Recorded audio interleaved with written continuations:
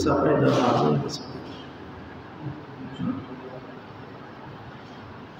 mobile itu di dalam.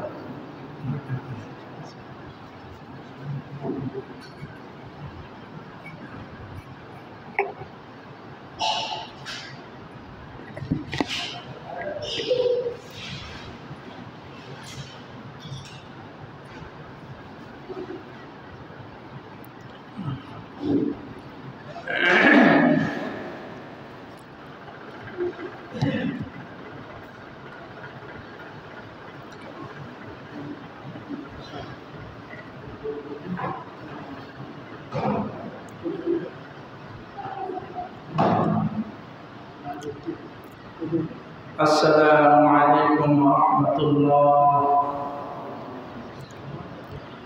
Innal hamdalillah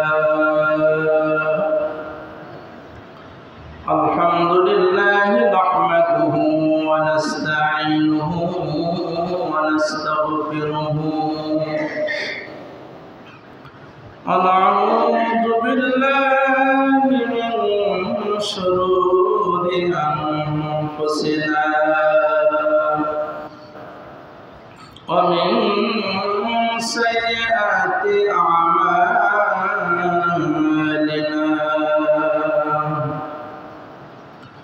man yahdihillahu fala mudilla lahu wa man yudlilhu fala hadiya lahu wa nashhadu an la ilaha illallah wa anna Muhammadan abduhu wa rasuluh sallallahu alaihi wa ala alihi wa sallam arsalahu bil haqqi bashiran wa nadhira wa da'iyan ila Allah bi idnihi wa sirajan munira.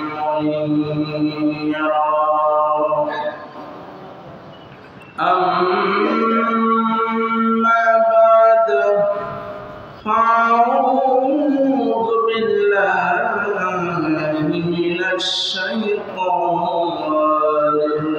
الرجيم بسم الله الرحمن الرحيم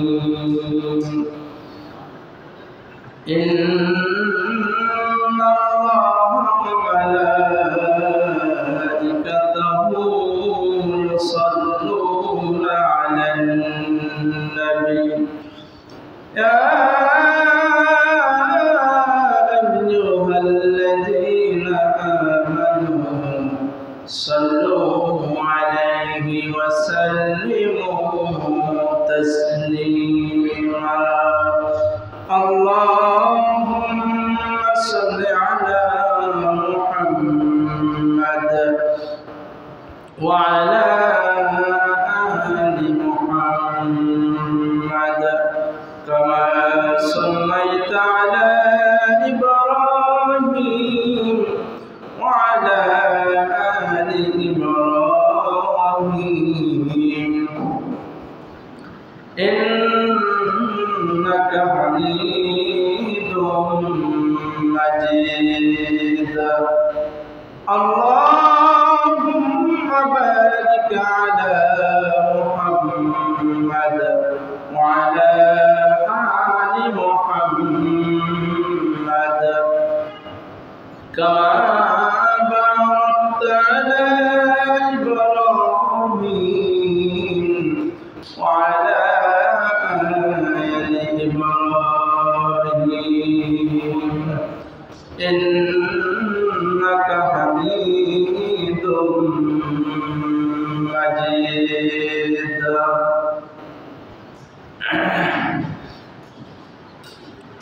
معزز মুআজ্জাজ মুহতারাম হযরত উলামায়ে কেরাম মুরাব্বিয়ানে কেরাম যুবক ভাইরা আমার পর্দার আড়ালে সম্মানিত মা ও বোনেরা, আমরা সকলে মিলে রব্বুল আলামিনের দরবারে প্রাণ করে শুকরিয়া আদায় করব যে রব্বুল আলামিন আমাদেরকে পবিত্র মুহররম মাস দান করেছেন। অত্যন্ত গুরুত্বপূর্ণ এই মাস। এক বছর পরে আল্লাহ পাক রব্বুল আলামিন আমাদেরকে এই মুহররম মাস পর্যন্ত হায়াত দিয়েছেন, সুস্থ রেখেছেন, আল বাইতুল্লাহ আসার এবং বসার তৌফিক এনায়েত করেছেন। সেই মহান মনিবের দরবারে আমরা সকলে প্রাণ করে শুকরিয়া আদায় করি। আলহামদুলিল্লাহ।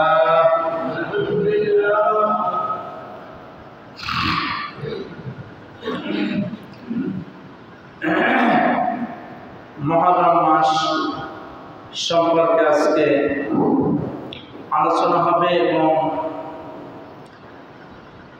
মাদক দ্রব্য সম্পর্কে আজকে জুমার আলোচনা হবে। এই দুইটা বিষয়ে কথা বলবো।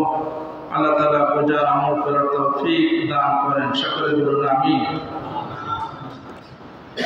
সূরা তাওবা 37 নং আয়াতে আল্লাহ তাআলা ইরশাদ করেছেন, ইন্না ইদ্দাতাশ শুহুরি ইনদাল্লাহি 12 শাহরান ফি কিতাবিল্লাহ ইয়াওমা খালাকাস সামাওয়াতি ওয়াল আরদা মিনহা আরবা'তুন হুরুম।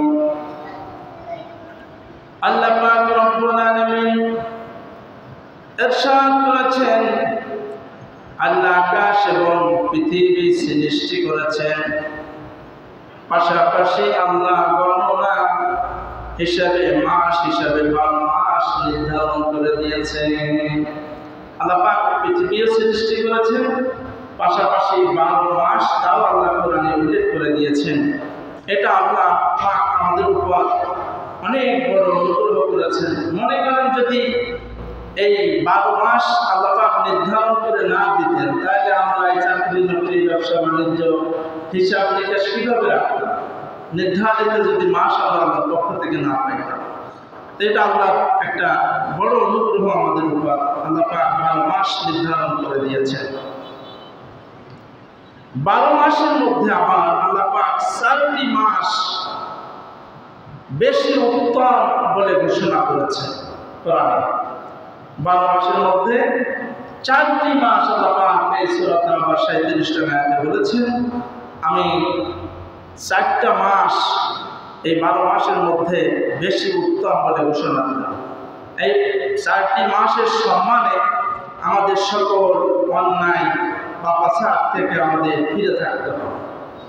এই মাসগুলির সম্মানার্থে আমরা যেন তাদের উপর জুলুম না করি। যেমন আমাদের যদি একজন ওস্তাদ আমরা দেখি, তার সামনে আমরা খুব ভদ্রতার সাথে দেখা সাক্ষাৎ করি বা আদবের সাথে চলি, তাই না? কারণ সে সম্মানিত মানুষ, ওস্তাদ আমরা। ঠিক এরকম এই মাসগুলির সম্মান এত বেশি আল্লাহ দিয়েছেন, যেহেতু আল্লাহ ঘোষণা করেছেন, এই মাসগুলির সম্মানার্থে আমাদের সকল অন্যায় অপরাধগুলি থেকেও আমাদের বেঁচে থাকতে হবে। এই মাস থেকে আমরা গুনাহ থেকে বেঁচে থাকতে হবে। পাশাপাশি নবী করিম সাল্লাল্লাহু আলাইহি ওয়াসাল্লাম বলেছেন, তোমরা এই মাসে বেশি বেশি সিয়াম পালন করো। সিয়ামের মধ্যে আবার আশুরার রোজা আছে। নবী করিম সাল্লাল্লাহু আলাইহি ওয়াসাল্লাম এই আশুরার রোজা কখনো ত্যাগ করতেন না। আশুরার রোজা তার জীবদ্দশায় সবসময় নিয়মিত পালন করতেন। এই আশুরার রোজা একবার নবী করিম সাল্লাল্লাহু আলাইহি ওয়াসাল্লাম দেখেন কিছু ইহুদিরা এই আশুরার রোজা পালন করে। তা নবীজি জিজ্ঞাসা করলেন, তোমরা কিসের রোজা রেখেছো? তোমরা বললেন, আমরা আশুরার রোজা রেখেছি। এই মাসে মুসা আলাইহিস সালামকে আল্লাহ পাক ফিরআউনের কবর থেকে নাজাত দিয়েছিলেন, তাই শুকরিয়া স্বরূপ আমরা রোজা রাখি। তা নবীজি বললেন, তোমরা ইহুদি হয়ে তার শুকরিয়া রোজা রাখো, তোমাদের চাইতে মুসা আলাইহিস সালামের তো আমরা আরো বেশি ভাগ রাখি। তিনি নবী, আমরাও নবী, আমরাও এই রোজা রাখবো। তাই নবী করিম সাল্লাল্লাহু আলাইহি ওয়াসাল্লাম রোজা রাখলেন, সাহাবীদেরকেও রাখতে বললেন। পাশাপাশি এক সাহাবী বললেন, ইয়া রাসূলুল্লাহ, এই দিন তো ইহুদিরা রোজা রাখে। আর নবীজি বললেন, আগামীতে আমরা 9 তারিখে একটা রোজা রাখবো। 10 তারিখ মুহররমের রোজা, আর পাশাপাশি 9 তারিখে রোজা রাখার নির্দেশ নবীজি দিলেন।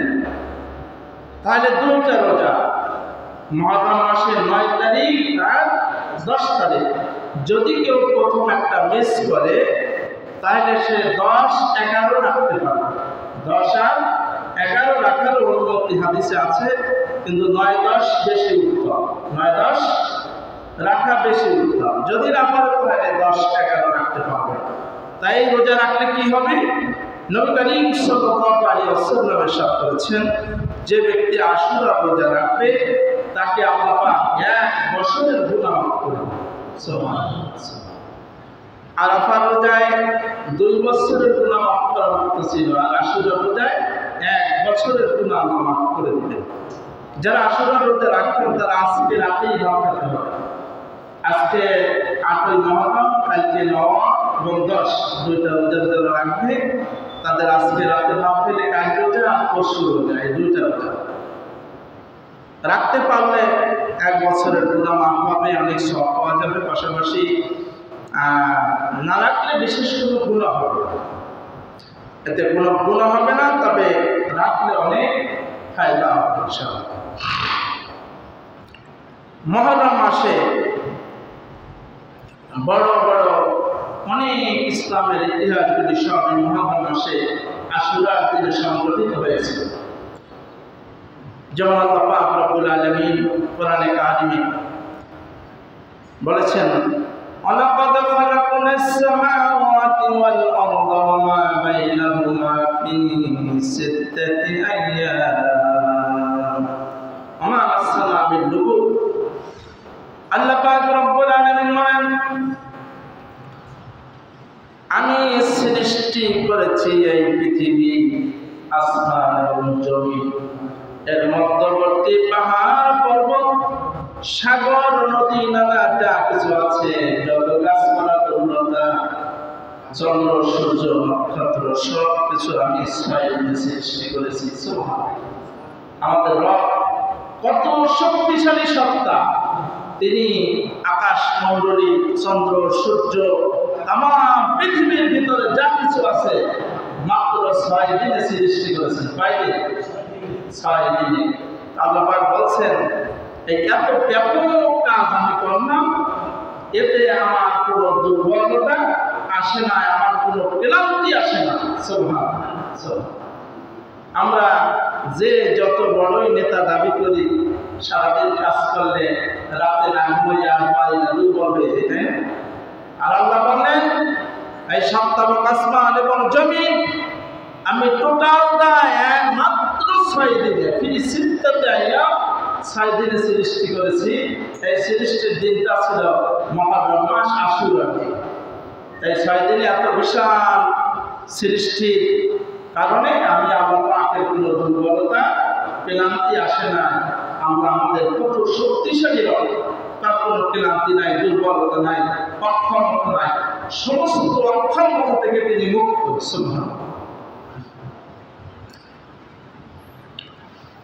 আকাশ হতে পৃথিবীতে বৃষ্টি হয়েছিল। পৃথিবীতে যখন আল্লাহর পক্ষ থেকে সর্বপ্রথম বৃষ্টি এসেছিল, তাও ছিল আশুরার দিন। এই মুহররম মাসে আশুরার দিন সর্বপ্রথম এই জমিনে বৃষ্টি হয়েছে। এখন তো অ্যাভেলেবেল হয়, কিন্তু বৃষ্টি কি প্রথম ছিল? আল্লাহ পাক আমাদের উপকারের জন্য, এই মৃত্যু জমিনকে জীবিত করার জন্য এই বৃষ্টি নাযিল করেছেন। তাই সর্বপ্রথম যেদিনকে বৃষ্টি হয় তাও ছিল সেই দিনটা আশুরা। শুধু তাই নয়, হযরত আদম আলাইহিস সালামকে সৃষ্টি করা হয়েছিল এই দিনে। আল্লাহ পাক যে আদম নবীকে সৃষ্টি করেছিলেন, তাও এই দিনটা ছিল আশুরার দিন। মুহররম মাসে তাকে সৃষ্টি করেছিলেন। নিষিদ্ধ ফল খাওয়ার অপরাধী বেহেশত হতে আদম আলাইহিস সালামকে বের করে দুনিয়ায় পাঠিয়েছিলেন, তাও ছিল আশুরার দিন। এই মুহররম মাসে তাকে দুনিয়াতে পাঠিয়েছিলেন। হযরত আদম আলাইহিস সালামের দোয়া কবুল করা হয়েছিল আরাফার ময়দানে। সেই দিনটাও ছিল আশুরার দিন, এই মুহররম মাস।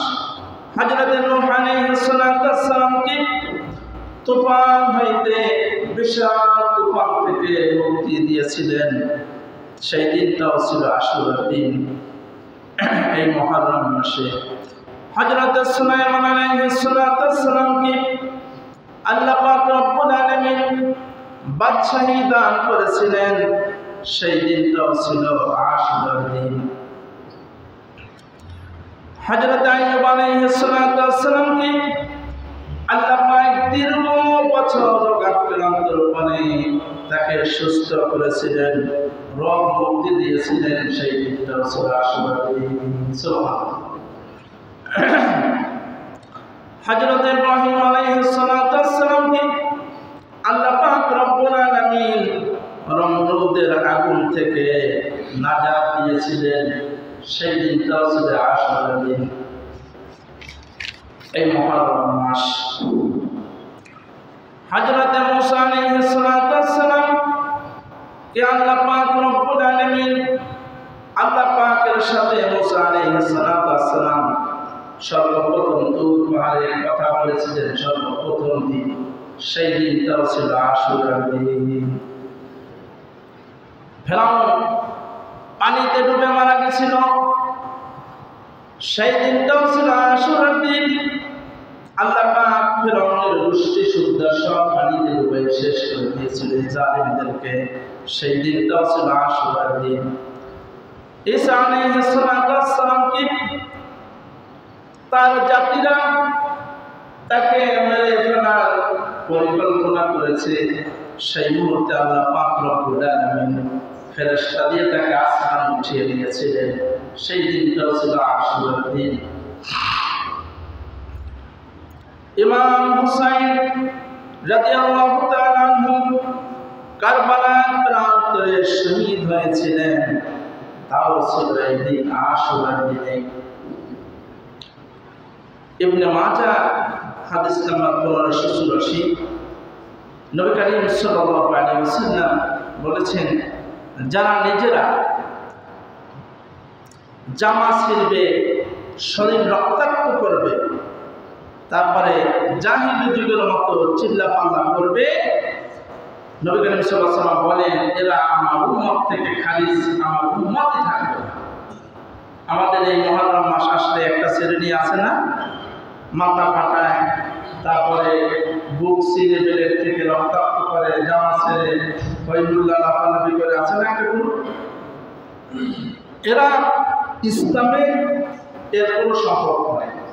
নিজের শরীর রক্তাক্ত করার অনুমতি কারণ এটা জুলুম না।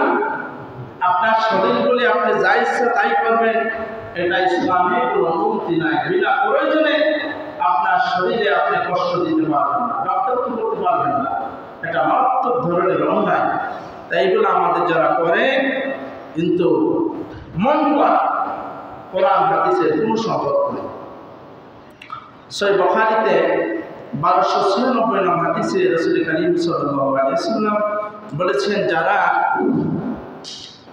শোক পালন করার উদ্দেশ্যে মাথা মুন্ডন করে, আছে না, বাবা মারা গেলে মাথা মুন্ডন করে, হিন্দুদের মধ্যে এগুলো বেশি দেখা যায়।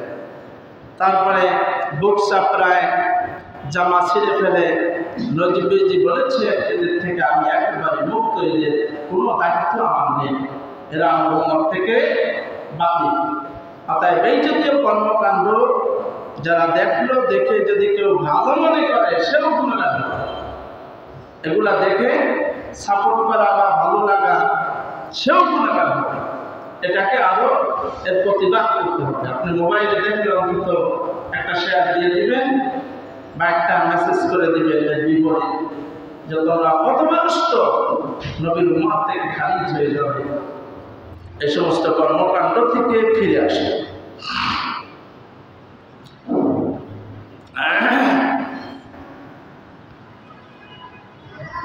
আশুরার দিনের যে ফজিলাত সেটা বলেছি আমরা, রোজা রাখবো। কোরআন যেটা বলেছে আল্লাহ বলেছেন 4টি মাস শ্রেষ্ঠ।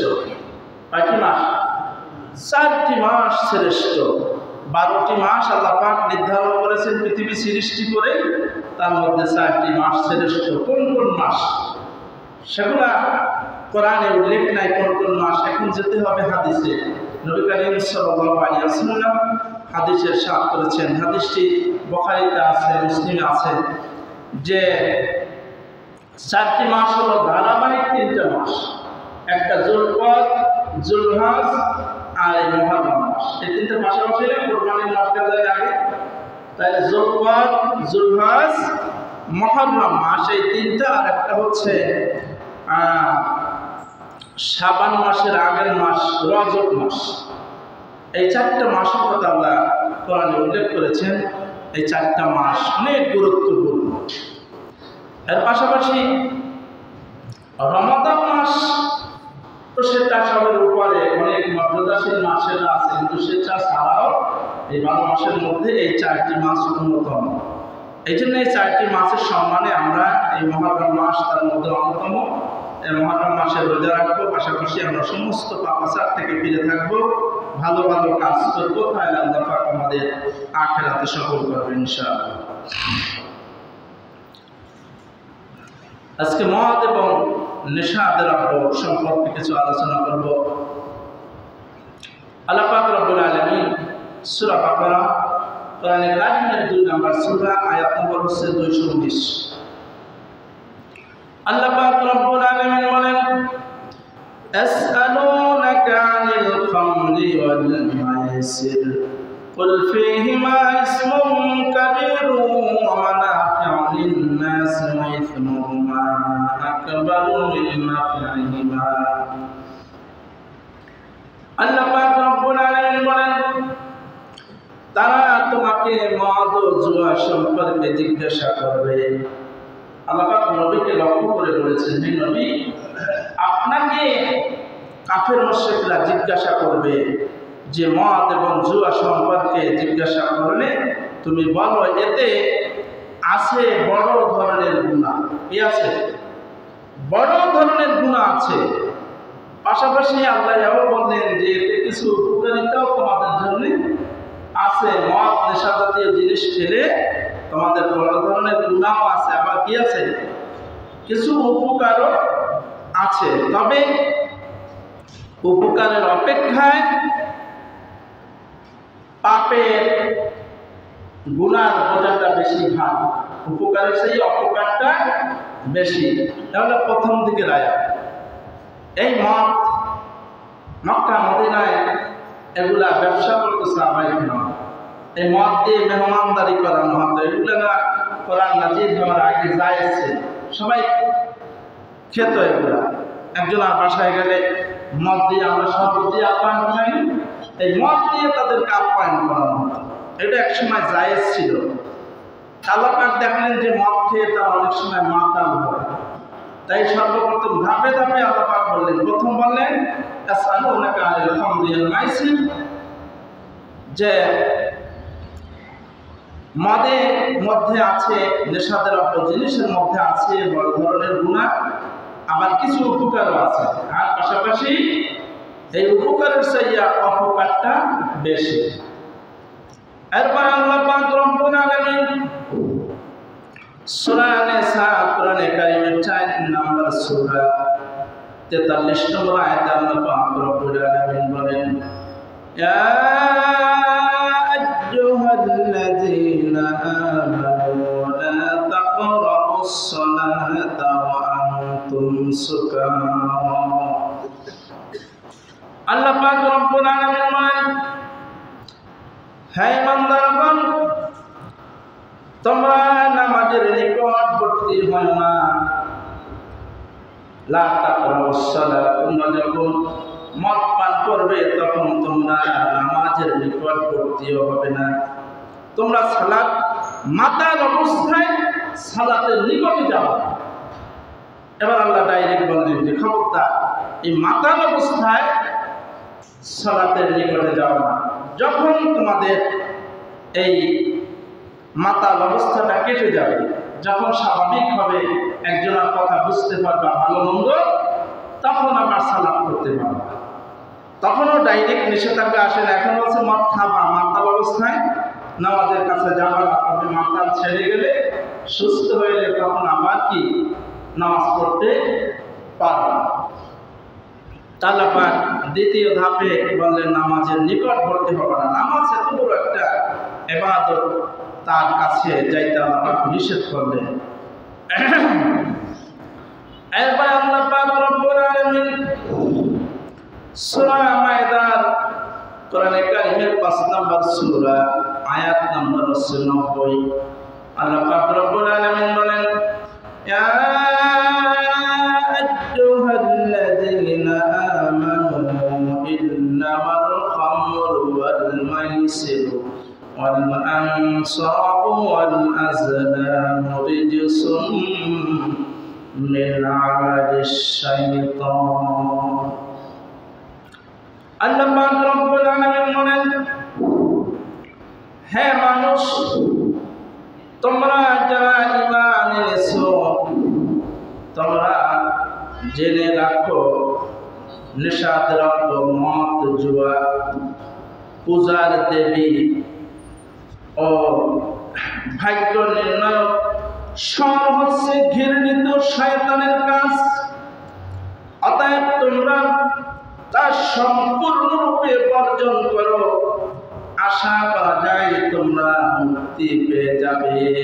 এবার আল্লাহ পাক ডাইরেক্ট নিষেধ করলেন যে তোমরা এই মদ, জুয়া, দেবদেবী পূজা, এগুলো হচ্ছে শয়তানের ঘৃণিত কাজ। অতএব তোমরা এ থেকে একেবারে এগুলা বর্জন করো। এরপরে আল্লাহ পাক বললেন এগুলা বর্জন করলেই তোমরা মুক্তি পাবে। এই আয়াত যখন নাযিল হয়ে গেল, সাহাবায়ে কেরাম যারা মদের ব্যবসা করতেন, মদগুলো সব রাস্তায় ঢেলে দিল। এই মদ তারা আর বিক্রি করলেন না। আমরা হয়তো মনে করতাম তার বিক্রি টিক্রি করে টাকা পয়সা নিয়ে এরপরে তওবা করে ঘরে উঠবো, যেটা আল্লাহ নিষেধ করছে।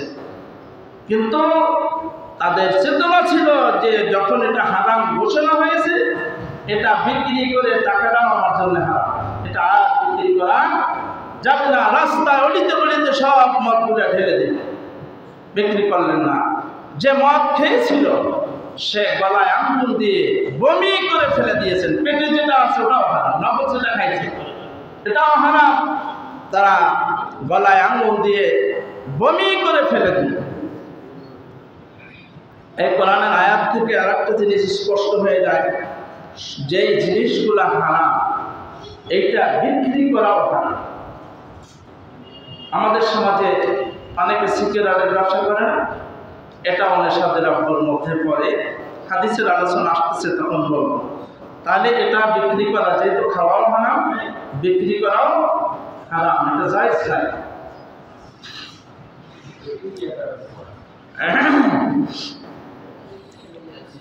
এরপরে আল্লাহ পাক রব্বুল আলামিন সূরা মাইদা 91 নম্বর আয়াতে ইরশাদ করেছেন, ইন্নামা ইউরিদুশ শাইতানু আন ইউকিয়া বাইনাকুমুল আদাওয়াতা ওয়াল বাগদা ফিল খামরি ওয়াল মাইসির ওয়া ইয়াসুদ্দাকুম আন যিকরিল্লাহি ওয়া আনিস সালাত ফাহাল আনতুম মুনতাহুন। আল্লাহ পাক রব্বুল আলামিন বলেন, শয়তান এই মদ ও জুয়ার মধ্যে ফেলে তোমাদের মাঝে শত্রুতা ও বিদ্বেষ সৃষ্টি করে দিতে চায়। এই যারা এই মদ, গাঁজা, এই সমস্ত আসক্ত, তারা মূলত মানুষের সাথে সংঘাত বিচ্ছেদ সৃষ্টি করে। আমি এমনকি দেখেছি এই যারা ইয়াবা তারপর ফেন্সিটির এর সাথে আসক্ত, এগুলো যখন নেশা ওঠে, নেশা হয়ে যায়, এগুলো যারা খায়, যখন খাবার সময় হয় এরা পাগলের মতো হয়ে যায়। মায়ের কাছে টাকা চায়, টাকা দিতে পারে না, মাকে অস্ত্র মেরে শরীর আঘাতে শেষ করে দিয়েছে, এমনও দেখেছি। বাবাকে শেষ করেছে। এটা হচ্ছে শয়তানের ভয়ঙ্কর দিক। এই সমস্ত মানুষ যখন নেশায় আসক্ত হয়ে যায়, তখন মা বা ভাই বোন আত্মীয় স্বজন কাউকে চেনে না।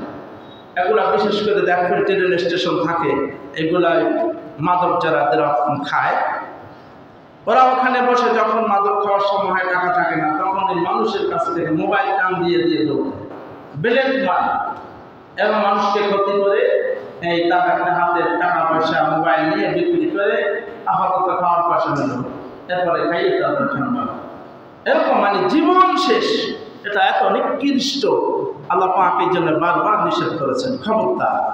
এগুলো হচ্ছে শয়তানের একান্ত বিশেষ অস্ত্র, তোমাদের মধ্যে শত্রুতা বিদ্বেষ সৃষ্টি করে দিতে চায়। এরপরে আল্লাহ পাক আরো বললেন, এভাবে সে তোমাদের দূরে সরিয়ে রাখে আল্লাহ তাআলা স্মরণ ও নামাজ থেকে। যারা এই নেশায় আসক্ত, এরা কি আসলে নামাজ কালাম পড়ে, আল্লাহ পাককে স্মরণ করে? এরা কেউ আল্লাহ পাককে স্মরণ করে না। আল্লাহর কথা এতে কোনো খাদ নেই, এটা হলো একেবারে পিওর আল্লাহ পাকের কোরআনের একটা কথা আশ্চর্যতে এক চুল পরিমাণ কেউ কম বেশ করতে পারছে? আল্লাহ পাক বলে দিয়েছেন, যারা নেশায় আসক্ত হবে তারা আল্লাহর থেকে দূরে সরে যাবে, ধ্বংস হয়ে যাবে। আল্লাহর জিকির থেকে, নামাজ থেকে আল্লাহ বলা হয়ে যাবে। এরপরে আল্লাহ পাক কি আফসোস করে বলছেন, যে তোমরা কি এ কাজ থেকে এখনো ফিরে আসবে না? আল্লাহ পাকের আফসোস করার কোনো দরকার আছে? কিন্তু তার বান্দা, মুমিন বান্দাদের ক্ষতি হোক, জাহান্নামে যাও, এটা আল্লাহ চায় না। অনেক ভালোবাসেন, তা আল্লাহ আফসোস করে বলছেন, তোমরা কি এখনো ফিরবে না এই মাদক থেকে? তোমরা কি এখনো এগুলো বয়কট করবে না? তোমরা এগুলা থেকে ফিরে আসো, তা নাহলে তোমরা কঠিন বিপদগ্রস্ত হয়ে যাবে। এই মাদক আসক্ত যারা হয়, ফিলিস্তিনের শিশুগুলাকে বোমা হামলা করে ওদেরকে মারে, আর ইসরায়েলের নেতারা বারান্দায় বসে মদ খায় আর হাসে। মানে মদ খাইতে খাইতে মাথায় কাজও করে না, কোনো মানবতার কাজ মাথায় তার না। একটা মানুষ মরছে আর তারা হাসতেছে। তাদের একটা হাসির খোরাক ছিল, আল্লাহ পাক তাদেরকেও আজকে ধ্বংস করেছে। দেখেন না, আল্লাহ বিচার, আল্লাহ ছাড় দেয় কাউকে, ছেড়ে দেয় না, একটু সময় দেয় সবাই। ওরা যেভাবে করেছে আজকে তারাও এখন পালাই বেড়াচ্ছে, বাড়িঘর অনেকেরই ধ্বংস হয়ে গেছে। আল্লাহ যেন বাকিরাও সমাপ্ত করে, ওদের একেবারে ধ্বংস করে দেয়।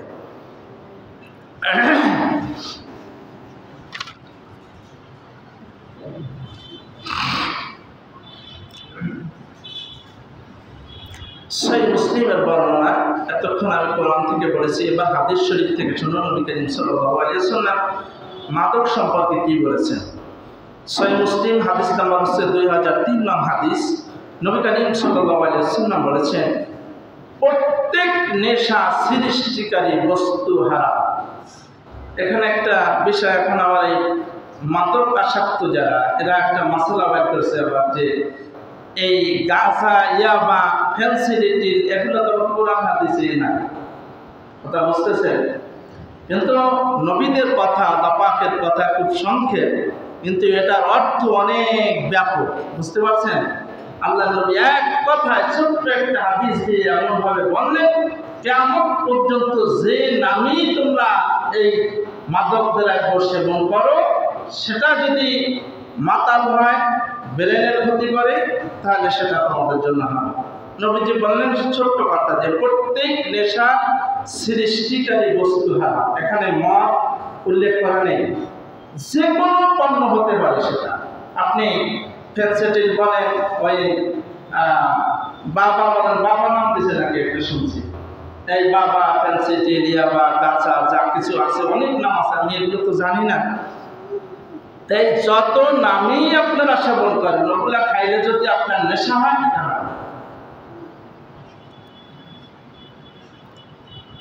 এই আমাদের গোল, সিগারেট, সাদা পাতা, তারপরে এগুলা যারা খায় তারা বলে মাকরু মাকরু। আচ্ছা বলেন তো, এই সাদা পাতা যদি যারা পান জর্দা না খায় কোনোদিন, তাদের বেশি পরিমাণ খাওয়াইলে তাদের মাথা ঘুরবে না? সে কথা নবীজি হাদিসে বলেছেন, সামনে আসতেছে। তাহলে এক কথায় যে নাম দেন ওটা কোনো নামের কোরআনে হাদিসে থাকার প্রয়োজন নেই। যেই জিনিস খাইলে আপনার নেশা হবে এটা হারাম। এক কথায় শেষ। কিয়ামত পর্যন্ত হাদিস চলবে যে প্রত্যেক নেশা সৃষ্টিকারী বস্তু হারাম। সহিহ মুসলিমের হাদিস। আবার বুখারী থেকে আমরা শুনি, নবী করিম সাল্লাল্লাহু আলাইহি ওয়াসাল্লাম ইরশাদ করেছেন, বুখারীর বর্ণনা, হাদিস নম্বর হচ্ছে 3642। নবী করিম সাল্লাল্লাহু আলাইহি ওয়াসাল্লাম বলেন, মদ সকল পাপের মূল। মদ সকল পাপের মূল। নেশাদের আব্বা যেগুলো আছে এগুলো সকল পাপের মূল। যে মদ পান করে তার 40 দিন পর্যন্ত তার কোনো ইবাদত কবুল হবে না। টাইম হয়ে গেছে 18 বছর। তো সময় তো খুবই কম। তাহলে 40 দিন পর্যন্ত তার কোনো নামাজ কবুল হবে না। সুনানে আবু দাউদের মধ্যে এসেছে 3681 নং হাদিস। রাসূল করিম সাল্লাল্লাহু আলাইহি ওয়াসাল্লাম বলেন, যার অধিক পরিমাণ নেশা সৃষ্টি করে তার অল্প পরিমাণও হারাম। যেটা অনেকখানি খাইলেও কি হয়? নেশা সৃষ্টি হয়। তার সামান্য খাইলেও কি হারাম। বেশ এক বোতল খাইলেও মরে, অল্প খাইলেও তো মরে, তাই না? তা পুরাটাই কি আমাদের জন্য ঝুঁকি সম্পূর্ণ। তাই নবীজি বলেছেন, যেটা নেশা দ্রব্য সেটা যদি অনেকখানি খাইলে তোমার নেশা হয়, তাহলে তার অল্প খাওয়াও হারাম, অল্প খাওয়া যাবে না। সুনানে ইবনে মাজার মধ্যে এসেছে 3371 নং হাদিস।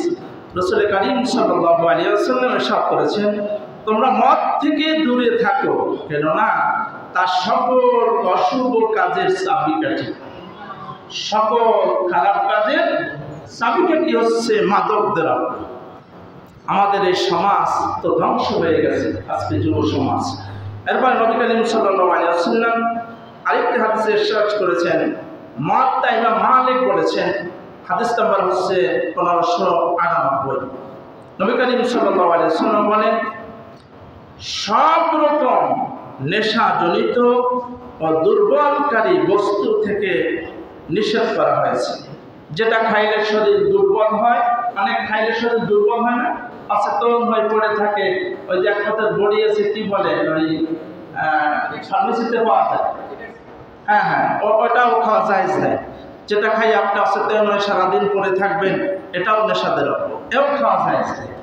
যেটা খাইলে শরীর দুর্বল হয়ে যায়, অচেতন হয়ে যায়, এটাও খাওয়া হারাম। সুনানে ইবনে হিব্বানের মধ্যে এসেছে 5354 নং হাদিস। নবী করিম সাল্লাল্লাহু আলাইহি ওয়াসাল্লাম আরেকটি হাদিসে বর্ণনা করেছেন, মদ সকল অশুভ ও খারাপ জিনিসের জননী। নবীজি কি বলেন? জননী, মানে মা থেকে তো সব বংশ বিস্তার। তা সকল রোগের উৎপত্তি হয় এই নেশাদ্রব্য খাবার থেকে।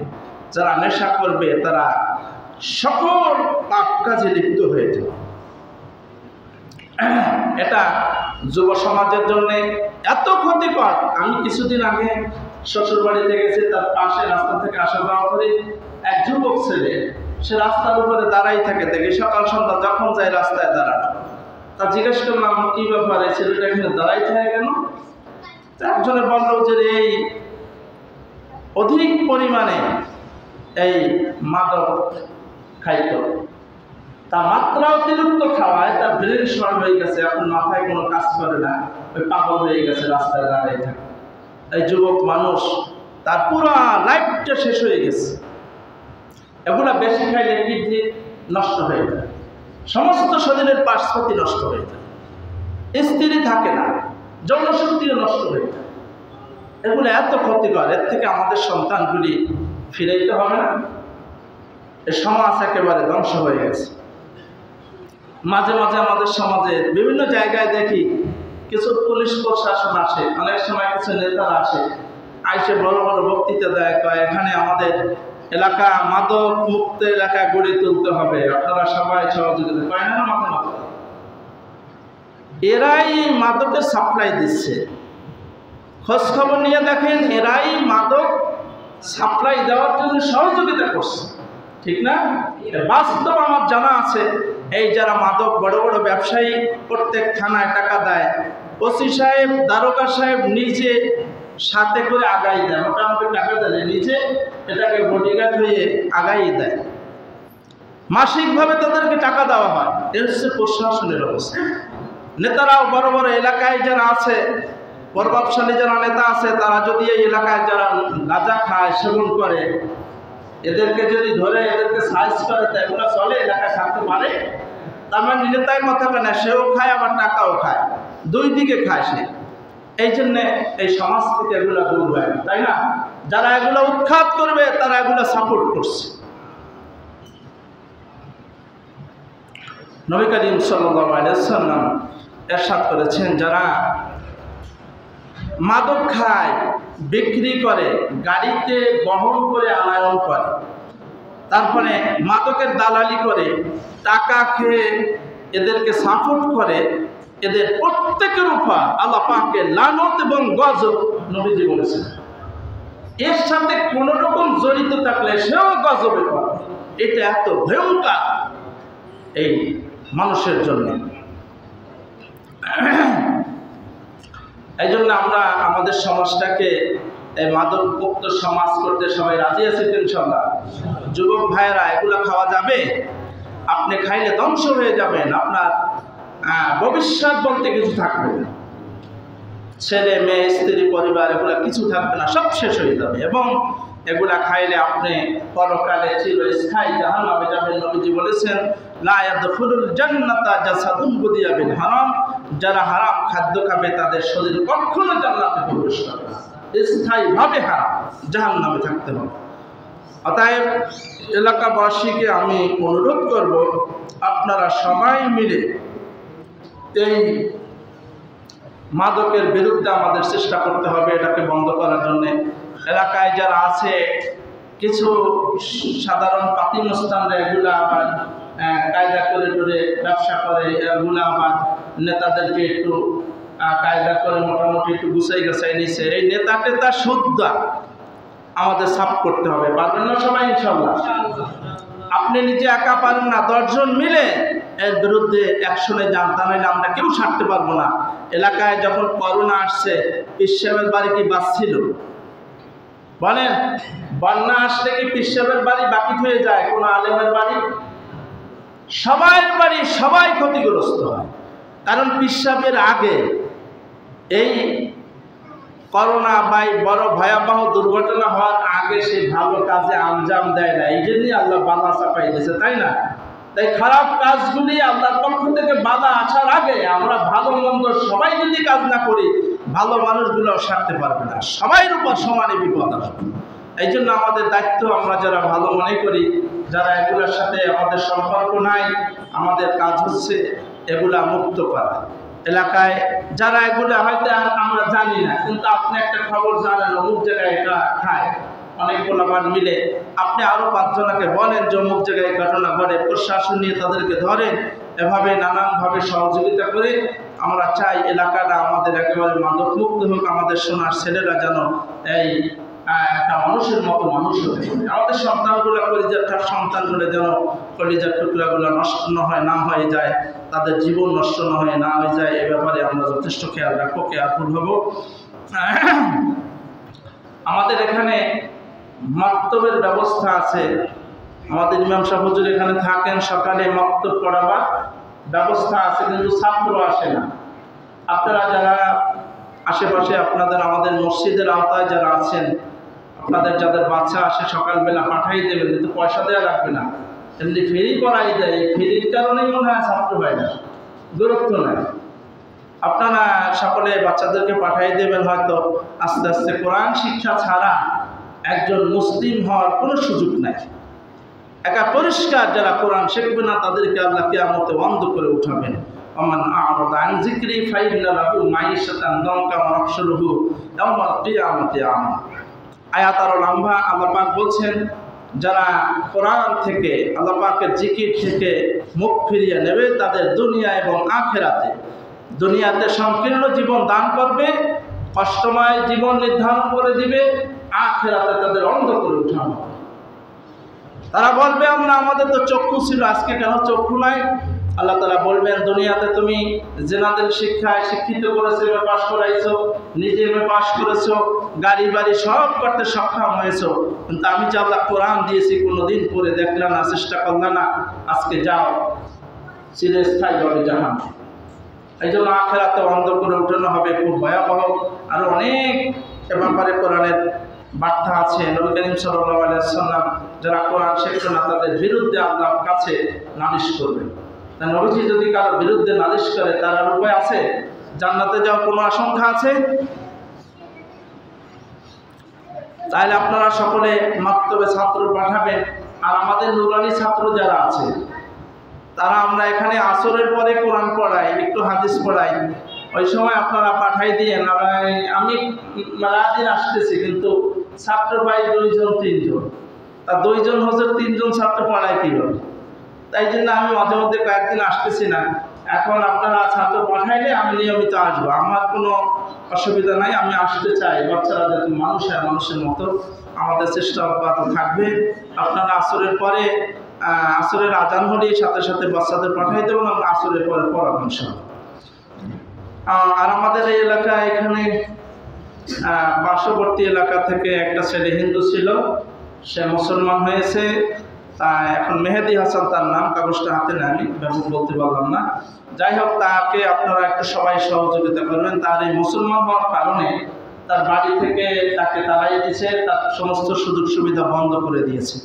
এখন উনি আমাদের মুসলিম ভাই, এখন মুসলমান হয়েছে, আমাদের ভাই হয়ে গেছে না? আমাদের ভাইয়ের বিপদ আপদে আমাদের পাশে থাকার দরকার কিনা? তার সবাই আমরা তাকে সহযোগিতা করবো। সে যেন মুসলমান হয়ে এমনটা মনে না করে যে ধর্ম গ্রহণ করে আমাকে কেউ সহযোগিতা করলো না, কোনভাবে আসলাম, এটা আমার মুসলমান ধর্মের জন্য বদনাম না হয়। এই জন্য আমাদের পাশে আগাই যাওয়া, তার পাশে দাঁড়ানো, এটা একান্ত আমাদের দায়িত্ব হয়ে গেছে। এই হিসাবে সে একজন মুসলমান ভাই, কালেমাদারি ভাই হয়েছে। আমরা তাকে সবাই সহযোগিতা করবো নামাজের পরে ইনশাআল্লাহ।